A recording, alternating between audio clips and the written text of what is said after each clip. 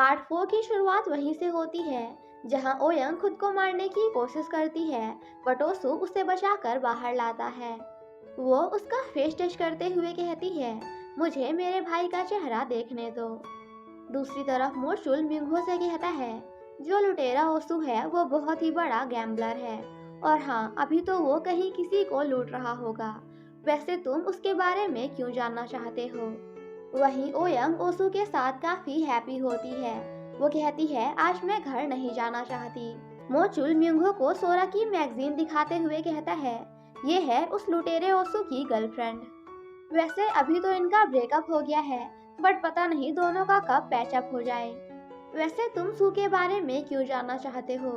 अच्छा, कहीं ऐसा तो नहीं कि तुम यहाँ ये जानने आए हो कि आखिर असली ओसू कौन है और नकली कौन? वो म्यूंगो को उन तीनों की फोटो दिखाते हुए कहता है, ये है नकली ओसू, आई मीन ठग। उसके जाने के बाद मोचुल ओसू को कॉल करके कहता है कि एक म्यूंगो नाम का लड़का मुझसे मिलने आया था और तुम्हारे बारे में पूछ रहा था। सू कहता है, मुझे पता है तुमने उसे कुछ नहीं बताया होगा, क्योंकि $8 मिलियन कोई आम बात नहीं है। और वैसे भी मिस्टर किम भी तुम पे प्रेशर डाल रहे होंगे कि जल्द से जल्द ओसू से मेरे सारे पैसे वापस लाओ। वो कहता है, 10 दिन बाद एक महीना बीत जाएगा, फिर दूसरा महीना आएगा, एंड देन तीसरा। लगता है तुम्हारा मरना मेरे हाथों में ही लिखा है। सो प्लीज पैसों का इंतजाम जल्दी करो, क्योंकि समय बीतता जा रहा है। फ्लैशबैक में हमें दिखाया जाता है कि सुन की बड़ी बहन ही जो मोजुल से कहती है, उपा, मैं सू के बेबी से प्रेग्नेंट हूँ। फाइनली सू मेरा हो गया। जिसे सुनकर मोशुल सैड हो जाता है, क्योंकि शायद वो भी हीजू को पसंद करता था। अब क्योंकि आज ओयंग का मन घर जाने को नहीं था, तो सू कहता है, चलो ठीक है, आज हम घर नहीं बल्कि बीच साइड पर चलते हैं।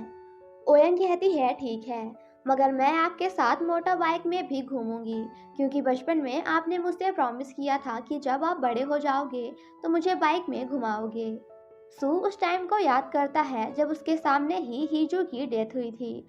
एक्चुअली उस हादसे के बाद से आज तक सू ने कभी भी बाइक नहीं चलाई, बट फिर भी वो ओयंग से कहता है, ठीक है, हम बाइक राइड भी करेंगे। वहीं जिनसंग जब काफी गुस्से में अपनी बहन को क्लब से बाहर ला रहा था, तो वो रास्ते में मोजुल से टकरा जाता है। मोजुल कहता है, जिनसंग, तुम सू को छोड़कर मेरे लिए काम क्यों नहीं करते?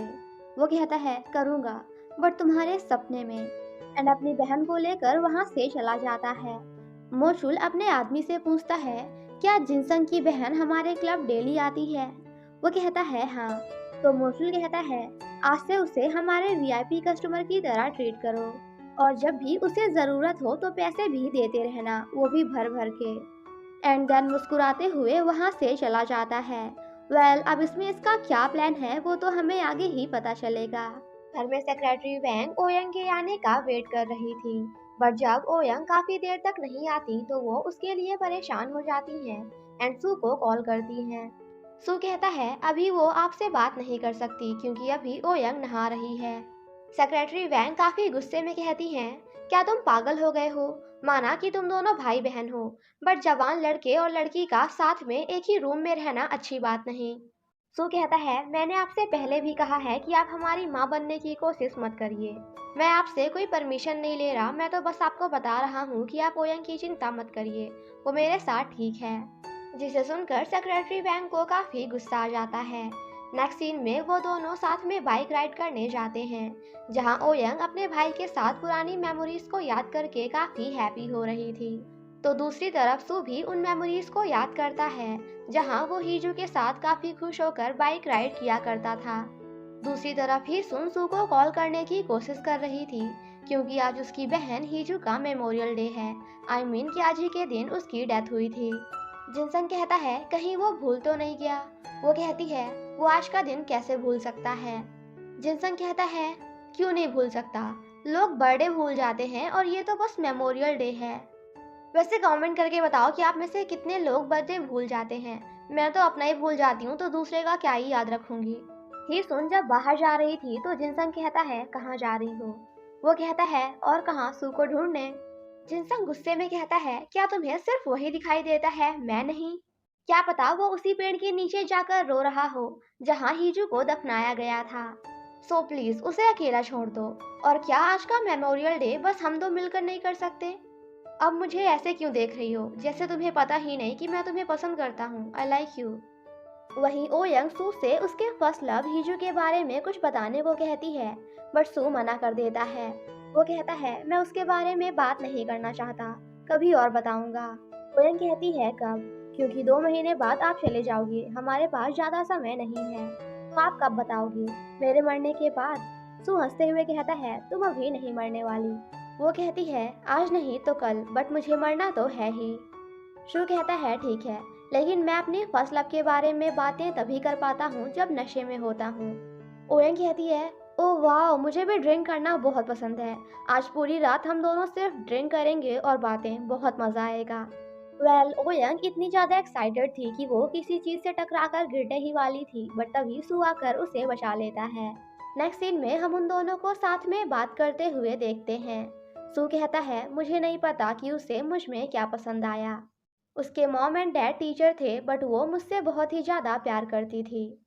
उन्होंने उसे मुझसे दूर रखने के लिए शहर से दूर दूसरे स्कूल में ट्रांसफ़र करा दिया और मुझे लगा कि हमारे बीच में सब कुछ ख़त्म।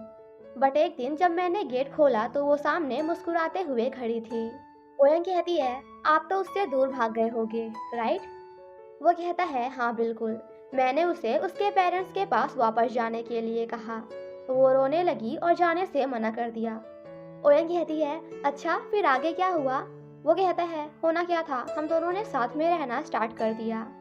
ओयन पूछती है उप्पा क्या आप दोनों साथ में सोए भी थे? सू कहता है of course I am a man at all, आखिर मैं एक आदमी हूँ। ओयंग हंसते हुए कहती है ओ माय गॉड उप्पा, आप तो 30 मार खा निकले। वेल यहाँ वो दोनों साथ में काफी मस्ती करते हैं। यंग कहती है आपको पता है जब मैं फर्स्ट टाइम ब्रेले सीख रही थी ना, तो मुझे एक फ्रेंड को मैसेज करना था कि क्या तुम ठीक हो, बट पता है मैंने क्या कर दिया कि क्या तुम्हारा अफेयर चल रहा है। एंड गेस व्हाट, बाद में पता चला कि वो सच में अपने बॉयफ्रेंड को चीट कर रही थी। एंड देन मुझसे आकर पूछती है कि तुम्हें कैसे पता चला। मैंने भी उसे डराने के लिए बोल दिया कि मुझसे बच के रहना, क्योंकि मैं अंतर्यामी हूँ, जादू टोना भी करती हूँ। दोनों जब सोने जा रहे थे तो यंग कहती है उपा मैं आपके साथ क्यों नहीं सो सकती? वो कहता है क्योंकि तुम एक लड़की हो और मैं लड़का। यंग कहती है आप लड़के थोड़ी हो, आप तो मेरे भाई हो ना। सो कहता है बट भाई भी तो एक लड़का होता है ना, और अब हम दोनों बड़े हो चुके हैं। और वैसे भी अगर मैं तुम्हारे बगल में सोऊंगा तो तुम मुझे टच भी करोगी, राइट? वो कहती है हाँ बिल्कुल, क्योंकि मैं आपके बारे में सब कुछ जानना चाहती हूँ कि आप कितने लंबे हो, कितने चौड़े हो, और बिना टच किए मैं कैसे जानूंगी? हम अंधे लोग ऐसे ही तो देखते हैं। मैं जानना चाहती हूँ कि आप किस पे गए हो, मॉम या डैड पर। मैं देखना चाहती हूँ कि क्या आपकी फिंगर्स पतली पतली मेरी तरह हैं या फिर मोटी मोटी डैड की तरह। और जब 2 महीने बाद आप चले जाओगे तो मुझे अकेलापन फील नहीं होगा, क्योंकि मैं आपको महसूस कर पाऊंगी। सू लेटते हुए कहता है अच्छा ठीक है, तुझे जो जो देखना है देख ले, आई मीन टच कर ले। बट हाँ तुझे ये तो पता है ना कि कहाँ टच करना है और कहाँ नहीं? वो कहती है हाँ बाबा इतना तो पता है। ओ यंग जब उसे टच कर करके उसकी हाइट वगैरह देख रही थी तो सू कहता है क्या सच में ऐसा करने से तुम मुझे मेरे जाने के बाद भी याद रख पाओगी? सू भी अपनी आंख बंद करके ओयंग को टच करने की कोशिश करता है, बट उसे कुछ समझ ही नहीं आता। वो यंग से पूछता है आज तुमने रिवर में खुद को मारने की कोशिश क्यों की? वो कहती है अगर मैं अपने मरने का टाइम चूज कर सकती तो वो टाइम सबसे बेस्ट था, बिकॉज तब मैं बहुत खुश थी क्योंकि मेरा भाई वापस आ गया। एंड देन उसे हक करके सो जाती है। सू कहता है अगर मैं तुमसे कहूँ कि मैं यहाँ सच में पैसों के लिए नहीं बल्कि सिर्फ तुम्हारे लिए आया हूँ तो क्या तुम मुझ पे भरोसा करोगी? बट वो यंग कुछ नहीं बोलती क्योंकि तब तक वो सो चुकी थी। सू उससे दूर हटने लगता है तो वो कहती है उप्पा प्लीज मत जाइए, मेरे साथ ही रहिए। सू कहता है ठीक है, मैं कहीं नहीं जाऊंगा, अगर तुम मुझे तुम्हारे साथ रहने के लिए कहोगी तो मैं ज़रूर रहूंगा। अगले दिन वो दोनों मॉर्निंग में भी साथ में काफ़ी मस्ती करते हैं। दूसरी तरफ हम सेक्रेटरी वैंग को देखते हैं जो कि पियानो बजाते हुए पुरानी मेमोरीज को याद करती हैं, जहां ओयंग अपनी मॉम के साथ बहुत ही ज़्यादा खुश थी। और जब भी वो पियानो बजाया करती थी तो ओयंग उनके साथ गाना गाती थी। दोनों जब वापस जा रहे थे तो ओयंग कहती है, मैं उससे मिलना चाहती हूँ। आपके फ्रेंड से जिसका नाम भी ओसू है, क्योंकि जितना ही मैं आपके साथ रहती हूँ उतना ही उसके बारे में जानना चाहती हूँ। सू कहता है, उसके बारे में भूल जाओ क्योंकि वो अच्छा आदमी नहीं है, उसने मुझे भी लूटा है। यंग कहती है, क्या पता ऐसा करने के लिए उसके पास कोई रीज़न हो, क्योंकि जब मैं उससे मिली थी तो वो मुझे बहुत ही अच्छा इंसान लगा था। उसे कोई इम्पोर्टेंट काम आ गया था, बट फिर भी वो जाने से पहले मुझे बता कर गया था कि लेटर की लास्ट लाइन में आपने लिखा है कि आप मुझसे बहुत ही ज़्यादा प्यार करते हैं। ये सब सुनकर सू परेशान हो रहा था। तभी जिनसंग उसे कॉल करके कहता है, क्या तुम पागल हो गए हो? क्या तुम्हें याद भी है आज क्या है, या फिर भूल गए? ही सुन काफी गुस्से में है क्योंकि कल उसके बहन का मेमोरियल डे था, जिसे सुनकर शो भी शॉक्ड हो जाता है। ही सुन फोन छीनते हुए कहती है, तुम दूसरी लड़कियों के साथ फ्लर्ट करने में इतना ज्यादा बिजी हो कि मेरी बहन का मेमोरियल डे भी भूल गए। एंड देन सू का बनाया हुआ टॉम स्टोन तोड़कर फेंक देती है। वो कहती है, तुमने आज जो कुछ भी किया है मैं कभी नहीं भूलूंगी। अगर तुम मोचुल के हाथ से बच भी गए तो मैं तुम्हें मार डालूंगी। ये सब सुनकर सू काफी इमोशनल हो जाता है। ओयन कहती है, क्या हुआ, आप परेशान लग रहे हैं। सू सेक्रेटरी वैंग को कॉल करके कहता है, आप यहाँ आकर ओयंग को ले जाइए। वो कहती है, क्यों, क्या हम साथ में नहीं जाने वाले? वो कहता है, नहीं, अब हम साथ में नहीं जाएंगे। ओयंग कहती है, उप्पा, कुछ हुआ है क्या? आप चेंज लग रहे हो, जैसे थोड़ी देर पहले थे वैसे नहीं रहे। वो कहता है, मैंने कहा ना चुप रहो। थोड़ी देर बाद सेक्रेटरी वैंग आकर ओयंग को वहाँ से ले जाती हैं। सो कहता है, कल रात के लिए आई एम रियली सॉरी। वो कहती है, कोई ज़रूरत नहीं, आखिर मैं होती कौन हूँ तुम्हें कुछ भी बोलने वाली, क्योंकि कल तुमने मुझे मेरी औकात दिखा दी, बल्कि सॉरी तो मुझे तुमसे बोलना चाहिए। एंड देन ओयंग को लेकर वहाँ से चली जाती हैं। वो पूछती हैं, क्या तुमने अपने भाई के साथ एंजॉय किया? वो कहती है, हाँ, हमने बहुत एंजॉय किया। आई एम श्योर कि मेरी मॉम हम दोनों को साथ देखकर बहुत खुश होंगी। और जितना ही मैं इस बारे में सोचती हूँ उतना ही, वो कहती हैं, उतना ही तुम मुझसे नफरत करती हो, राइट? यंग कहती है, हाँ, ये जानने के बाद भी कि मैं म्यूंगहो को पसंद नहीं करती, आपने उसे डैड से इंट्रोड्यूस कराकर मेरी इंगेजमेंट करा दी। वो कहती है, क्योंकि म्यूंगहो एक अच्छा लड़का है। वो कहती है, भले ही वो अच्छा लड़का है, बट मैं उसे पसंद नहीं करती। सेक्रेटरी वैंग कहती हैं, अगर तुम मुझसे इतनी ही नफरत करती हो तो मुझे फायर क्यों नहीं कर देती? मैं तुम्हारे लिए तुम्हारी आंखें बनी, तुम्हारा घर संभाल रही हूँ, तुम्हारी कंपनी संभाल रही हूँ, तुम्हारे लिए मैं सब कुछ कर रही हूँ। यंग चिल्लाते हुए कहती है, लेकिन मैं अंधी किसकी वजह से हुई? आज मैं देख नहीं सकती, इसकी वजह कौन है? वो कहती है, तुम्हारी बीमारी। और तुम्हें क्या लगता है कि मैंने तुम्हारे साथ कुछ किया है जिसकी वजह से तुम ऐसी हो गई? और अगर ऐसा सच में लगता है तो फिर प्रूफ करो कि मैंने तुम्हारे साथ गलत किया है। मुझे पता है कि जैसे ही तुम्हें तुम्हारा नया केयर टेकर मिल जाएगा तुम मुझे डंप कर दोगी। आई होप कि तुम्हारा भाई तुम्हें हमेशा प्रोटेक्ट करे, पर तब तक मुझे अच्छे से यूज कर लो। दूसरी तरफ सू हीजू के ग्रेव के पास बैठा होता है। तभी वहाँ मोशु लाकर कहता है, तुम तो लेट हो, मुझे लगा कि तुम जल्दी आओगे इसलिए मैं लेट आया। वैसे तुम्हें नहीं लगता कि यहाँ एक नहीं बल्कि दो ग्रेव होनी चाहिए, क्योंकि हीजू तुम्हारे बेबी से प्रेग्नेंट थी। पहली ग्रेव हीजू के लिए और दूसरी ग्रेव उस बच्चे के लिए जो कि कभी इस दुनिया को देख ही नहीं पाया। जिसे सुनकर सू उसे मारने लगता है। फ्लैशबैक में हमें दिखाया जाता है, सू हीजू से कहता है, मैं इस बच्चे को नहीं चाहता, क्योंकि बड़ा होने के बाद ये बिल्कुल मेरे जैसा बन जाएगा, और मैं नहीं चाहता कि मेरे जैसी घटिया लाइफ इस दुनिया में किसी और की भी हो। वो सू को रोकने की कोशिश करती है, बट सू नहीं रुकता एंड अपनी बाइक लेकर वहाँ से जाने लगता है। हीजू भी उसके पीछे जाती है। दूर से ये सब मोचुल भी देख रहा था। वो तीनों एक दूसरे को फॉलो करने लगते हैं। हीजू सू को रोकने की कोशिश करती है तो मोचुल हीजू को। तभी अचानक से एक कार आकर हीजू को ठोकर मार देती है एंड ऑन द स्पॉट उसकी वहीं डेथ हो जाती है। प्रेजेंट में मोचुल कहता है, मैंने तुमसे कहा था कि मैं हीजू से प्यार करता हूँ, बट तुमने कहा कि तुम ज़्यादा करते हो। मैंने कहा ठीक है, वो तुम्हारी है, लेकिन कभी उसे कुछ होना नहीं चाहिए। वो मेरे लिए सब कुछ थी, पहली और आखिरी लड़की जिससे मैंने प्यार किया था। मैं उसे तब से प्यार करता था जब तुम दोनों एक दूसरे से मिले भी नहीं, बट तुमने उसे डंप कर दिया जब तुम्हें पता चला कि वो प्रेग्नेंट है। वो तुम्हें बेबी के बारे में बताने के लिए बहुत ही एक्साइटेड थी, क्योंकि उसे लगा कि अब तुम उसे और भी ज़्यादा प्यार करोगे। बट तुमने क्या किया, उसे अकेला छोड़कर भाग गए। तू कहता है मगर तब मैं बहुत छोटा था। वो कहता है एक्सक्यूज देना बंद करो, 19 साल कोई छोटी उम्र नहीं होती। तुम अपने बेबी को अपनाने से सिर्फ इसलिए डर रहे थे क्योंकि तुम्हारी माँ पैदा होते ही तुम्हें छोड़कर चली गई थी। तुम अपने पेरेंट्स से भी ज्यादा गए गुजरे हो, क्योंकि एट लास्ट उन्होंने तुम्हें इस दुनिया में लाने के बाद छोड़ा। आज मैं तुम्हें यहीं खत्म कर दूंगा। सू कहता है मुझे नहीं पता था कि वो मर जाएगी। मोचुल उसे एक पिल दिखाते हुए कहता है ये मेरी तरफ से तुम्हारे लिए आखिरी गिफ्ट। इसे खाते ही तुम तुरंत हार्ट अटैक से मर जाओगे और किसी को भी कुछ पता नहीं चलेगा। यहाँ तक कि डॉक्टर्स भी कुछ पता नहीं लगा पाएंगे कि आखिर तुम्हारी मौत किस वजह से हुई। तुम्हारे पास दो ऑप्शन हैं, या तो इसे खुद खा लो या फिर अपनी नकली बहन को खिला दो, क्योंकि अगर तुम उसे खिलाओगे तो सारे पैसे तुम्हारे हो जाएंगे। एंड आई एम श्योर कि तुम उसे ही खिलाओगे, क्योंकि तुम एक बहुत ही घटिया लड़के हो जो अपने अलावा किसी और के बारे में नहीं सोचते।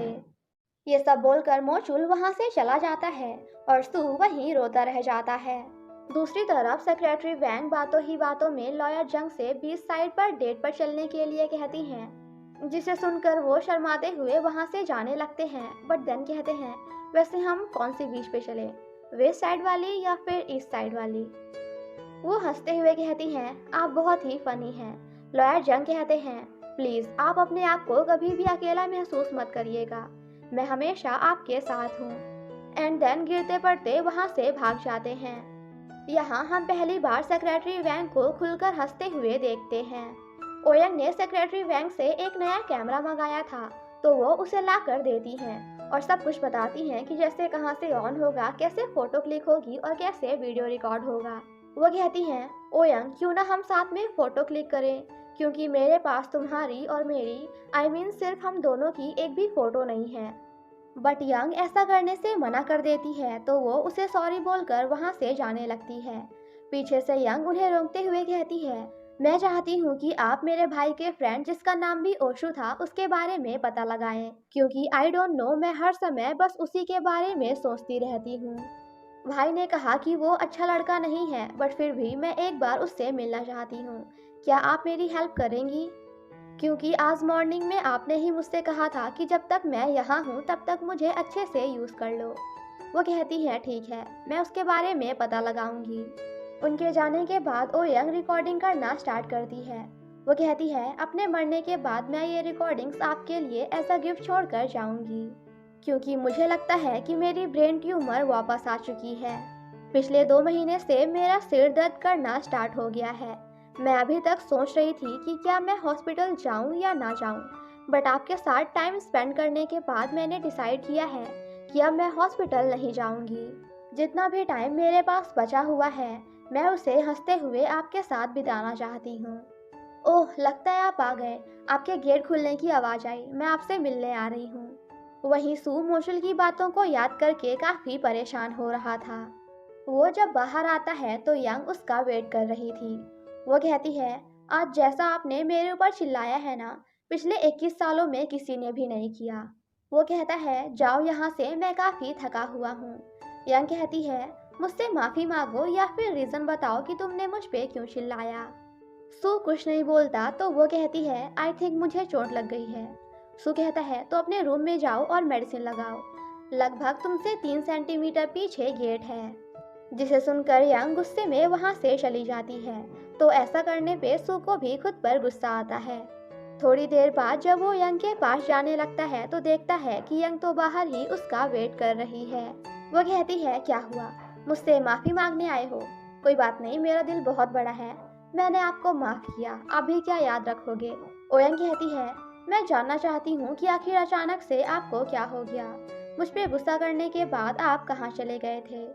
वो कहता है हीजू के पास, क्योंकि कल उसका मेमोरियल डे था और मैं उसके बारे में भूल गया। सू काफ़ी सैड होता है तो ओयंग उसके पास जाकर उसे कंसोल करती है। वो कहती है मुझे नहीं पता किसी को कंफर्ट फील कैसे कराते हैं। वो कहता है मैं ठीक हूँ, जाकर अपनी प्लेस पर बैठो। वो जब जा रही थी तो उसे नीचे गिरी हुई वही पिल मिलती है। वो कहती है उप्पा ये क्या है? सू कहता है, एक मेडिसिन जो मेरे फ्रेंड ने मुझे ला कर दी है। उसने कहा कि जब भी तुम्हारा मरने का मन करे तो इसे खा लेना। इससे तुम्हारा सारा दुख दर्द एक ही मिनट में गायब हो जाएगा। वो कहती है, सच में? तो क्या आप इसे मुझे दे सकते हो? सू कहता है, क्या सच में मैं तुम्हें ये दे दूं या फिर नहीं? तो इसी के साथ हमारा ये पार्ट यहीं पे ख़त्म हो जाता है। Thank you so much guys for watching my explanation. Stay safe and healthy. Bye bye.